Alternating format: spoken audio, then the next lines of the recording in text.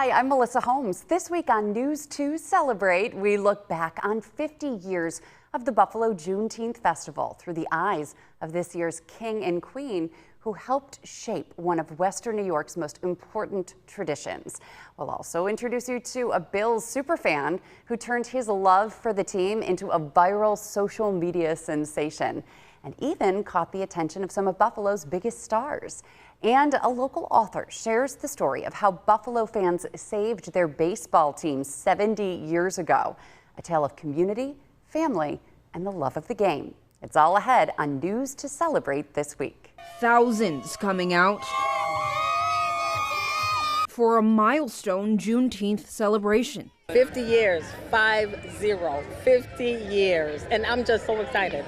Juneteenth Buffalo's 50-year legacy on full display. We have always done it great in the city of Buffalo, from the parade to as you go down, all the businesses, all the dance companies, the drill teams, everything. It's just so special here. Music, dancing, food, and cultural performances kept the celebration going as people from across Western New York came together to mark the occasion. This year is one of the biggest years. This is a lot. It's a lot, and I'm proud of our city. I'm proud we're standing. You know, we started this, and we got to go big. Many remembering the earlier days of Juneteenth Buffalo. I remember when the Juneteenth was on Jefferson. Oh, yes. My mom bought me for years. And looking towards the next generation to keep that tradition alive. It's important for us to continue to do this because we need to teach the young people that this is what it's all about. It's about coming together in this park, Dr. Martin Luther King Jr. Park, and just showing love. And those young people, everyone's like combined together. This is like a holiday where everyone joins together and have fun. Making memories for the next 50 years. I'm just watching, having fun, buying bubble machines, and spending time with my family. In Saturday's parade, you saw them, the float carrying this year's Juneteenth King and Queen, and just like the original royal presents 50 years ago, Judson Price and Crystal People-Stokes have seen all those parades and festival events through the years, honoring their culture and celebrating the final freedom announcement in Texas and end of slavery as the Civil War came to a close. Especially for Price, year one in 1976, at a meeting of the Build organization led by William Gator, and an idea about a parade on Jefferson Avenue and Festival coming up to help build up that commercial corridor. And I recall it was the bicentennial, the country's bicentennial.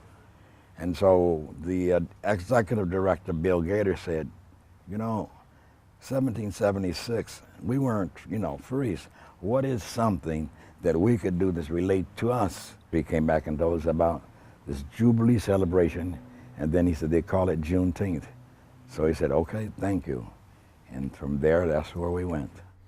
On pretty short notice, you were able to get, bands and the participants in the parade? What was that like?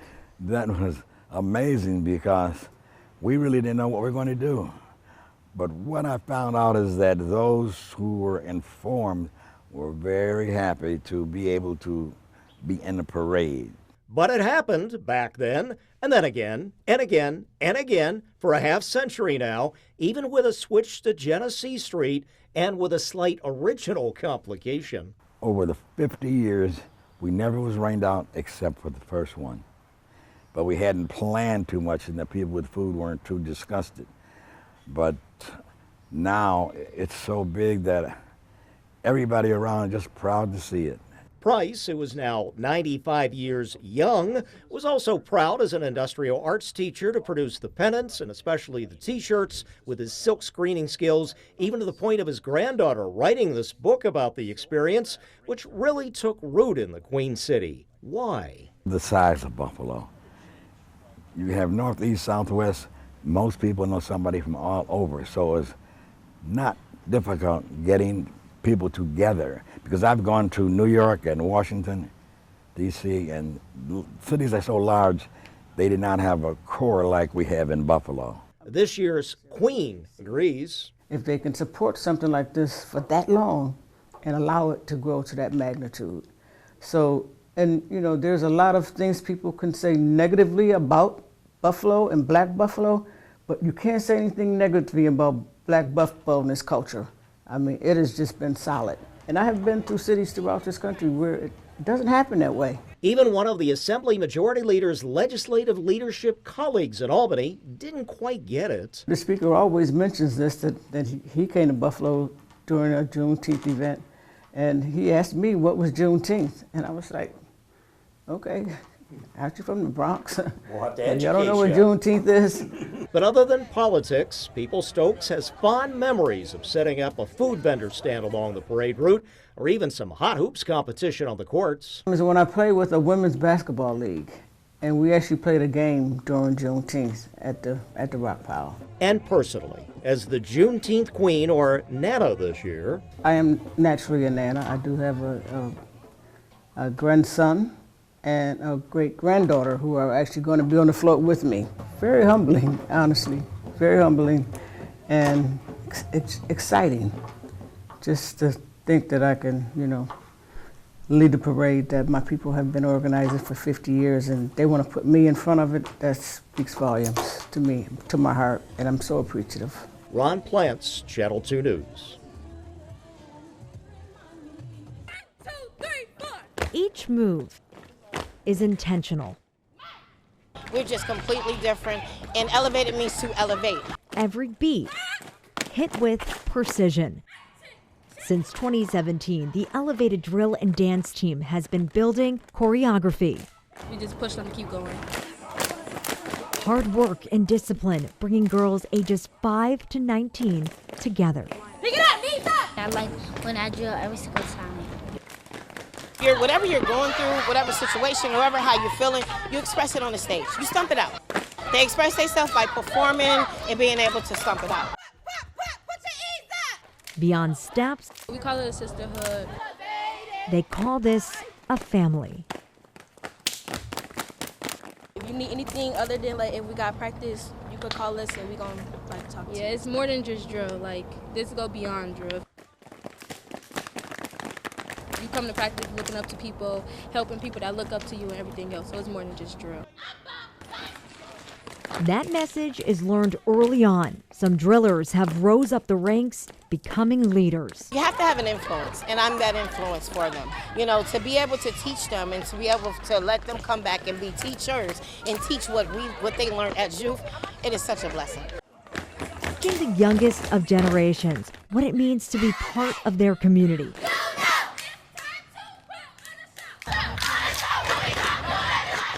As their performances reach others. This year, the team took part in Buffalo's 50th Juneteenth parade, marking around 10 years participating in this celebration. For us to be able to march and showcase our talent and just put on a show and just enjoy ourselves, it is very, very, very special. And when practice is over, these girls leave elevated and ready to elevate someone else. Keep doing drill, don't retire, just keep going. On your side in Buffalo, Courtney Courtwright, Channel 2 News. For many in Buffalo's LGBTQ+ community, safe spaces are about more than just a place to go out. It means more than physical safety. It means being able to walk into a room and be who you want to be and feel welcome. Michael Mach says that's exactly what inspired 26 Allen, an Allentown bar he and 3 other co-owners opened 3 years ago. We have a saying up on the wall that we've written, and it just says, if you don't understand a bar or a club as a safe space, you've never been afraid to hold someone's hand in public. And that just rings true throughout the whole thing. We just want to be a space that people can come, they can be themselves without fear of retribution. The goal, create a space where everyone is welcome and where people can show up as themselves without fear. Longtime Buffalo resident Anthony Chase says there's value in having a place for queer people to gather. He says 40 years ago, social attitudes were different, and some expressed hatred towards the LGBTQ+ community. And there's a history of that, a history of violence, of oppression. It's, we joke a lot, but that's real. And so queer spaces continue to be very important. And to Buffalo, it's very important that 26 reinvented itself. The owners of 26 say they wanted the bar to be inclusive. Queer bars historically in the past have been, very centered around a specific community, either a gay bar, a lesbian bar, something, very specific. And we wanted to throw that out when we walked in. This was a bar for queer people. That inclusivity is something Val Lopez says is felt beyond the bar itself, including Buffalo's Queer Run Club. The group gathers at 6 p.m. every Tuesday, and the first Tuesday of the month, they meet at 26. You think queer Buffalo, you're just like, oh, 26. I haven't lived in Buffalo that long, maybe 2 years, and I feel like it's one of the first places I came and definitely felt comfortable. Lopez says the Run Club was created not just for fitness, but to be a safe space for people who are interested in running and meeting new people. And Chase says queer bars and clubs like 26 have made Western New York a more accepting place. The first same-sex marriage in the state of New York, Niagara Falls, 2 women got married there. Buffalo has been at the forefront for decades. And a lot of it is these bars, these queer spaces, have made it so.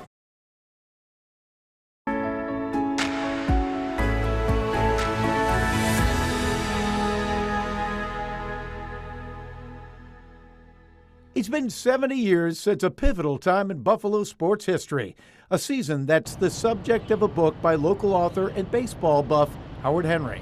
The book is the story of the 1956 Buffalo Bison's baseball team.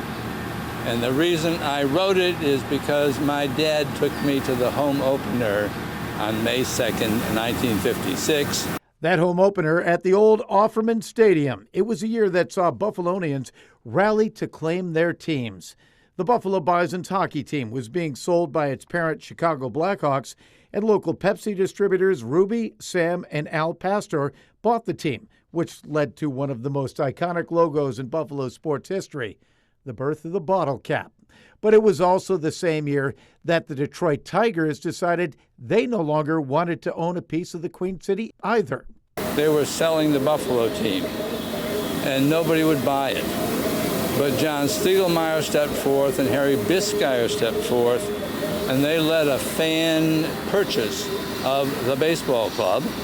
That's right. Buffalo Community Baseball took the reins, similar to the community ownership of the Green Bay Packers or the Rochester Red Wings. People from all over were buying shares of stock to try to save this ball club. At the last minute, they were able to do it. But even though the team was saved, the future was still up in the air. It was an up and down year, and it looked like the team was going to fold until 15,000 people turned up at the end of the season to show that they wanted baseball in Buffalo. And so the Buffalo baseball Bisons dug their cleats in for future generations to enjoy. And for Howard, the story of that first season was always in the back of his head. He actually started writing it in 2001 when his father passed away. And it sat on hold for about 20 years until I was reaching about 80, and I thought to myself, well, if I don't write this book now, it's never going to get done.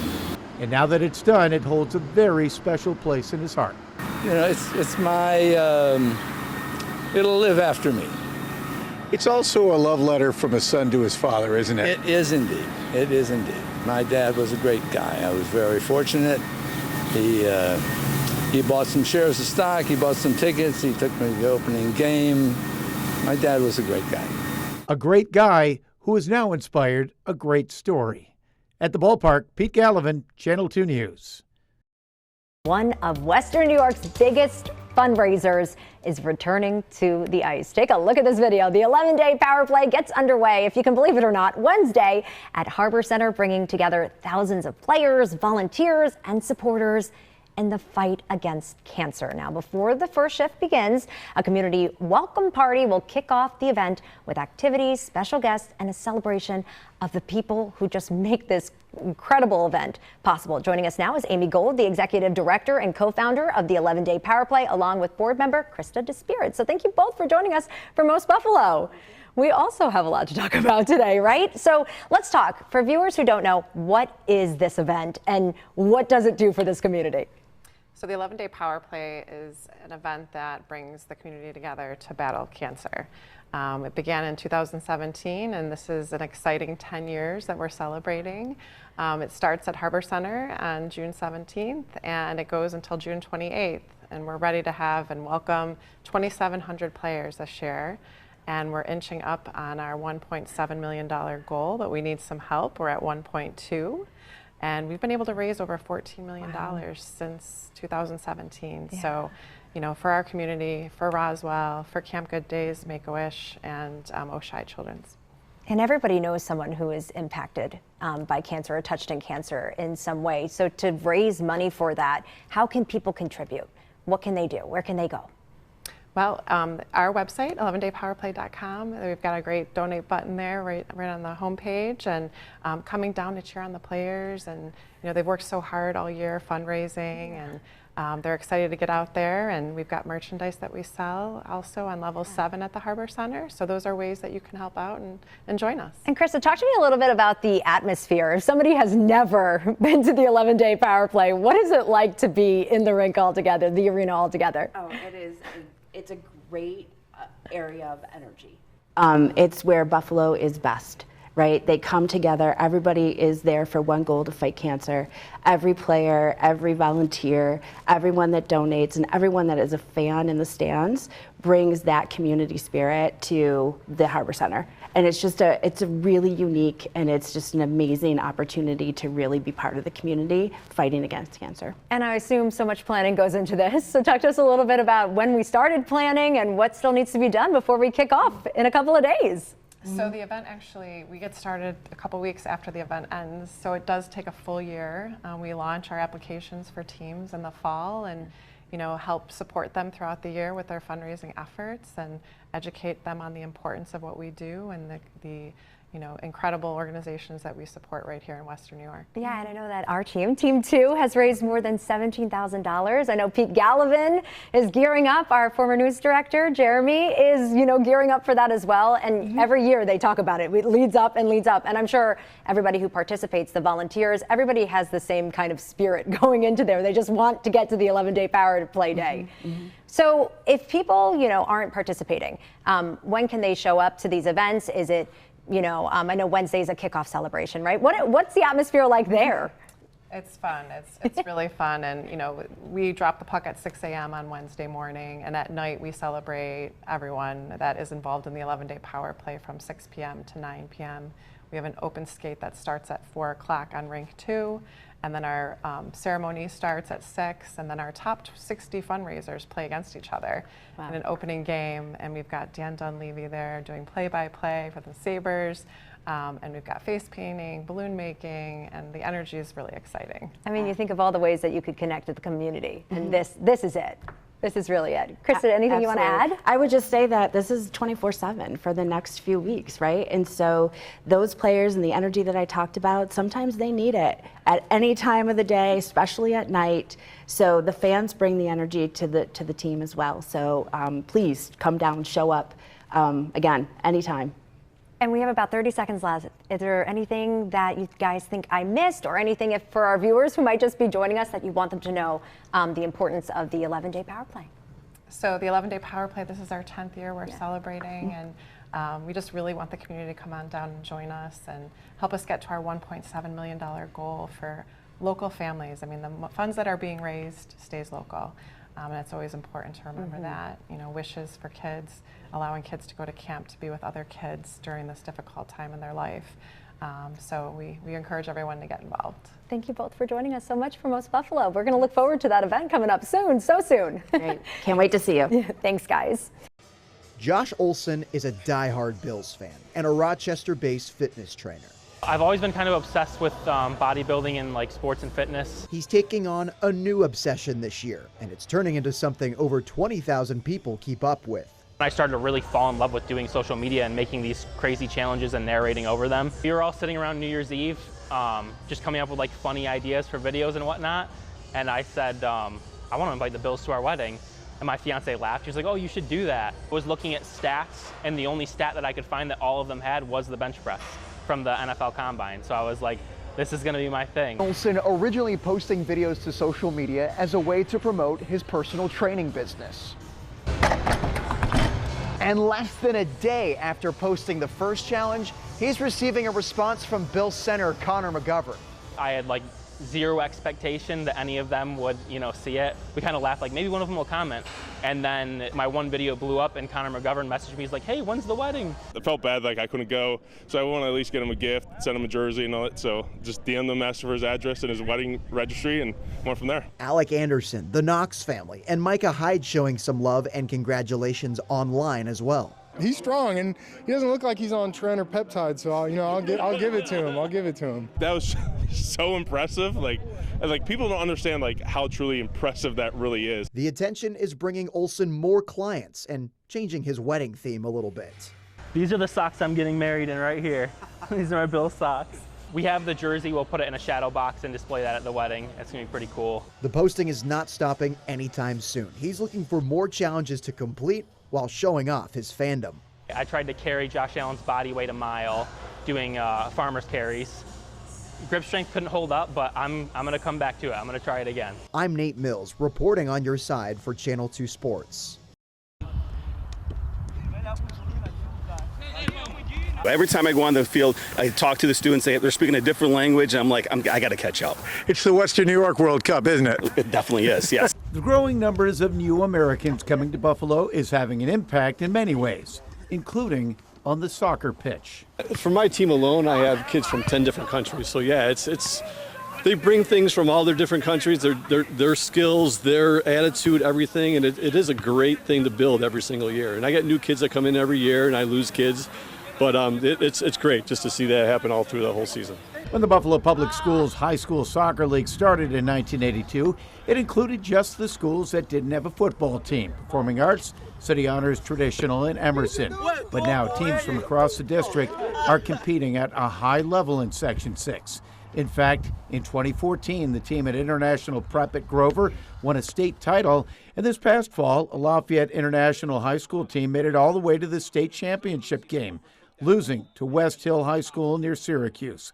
But for the players on this team, win or lose, it's an amazing feat. Many of them came to Buffalo and the United States just hoping for a new start. Burma is because of dictatorship, the education system, the soccer, the sports system, everything is gone. Everything is broken down. The economy is gone now. So yeah, I came to America, and a lot of opportunities. Opportunities like playing for a state title. We went to New York City and we win the first game and we lose the final one. So it was sad, but we're gonna try this season again. But the big achievement for a lot of these players is the very fact that they are here. Many of them are refugees, forced to leave their home, coming to a new country, trying to learn the language, adjusting to this new culture.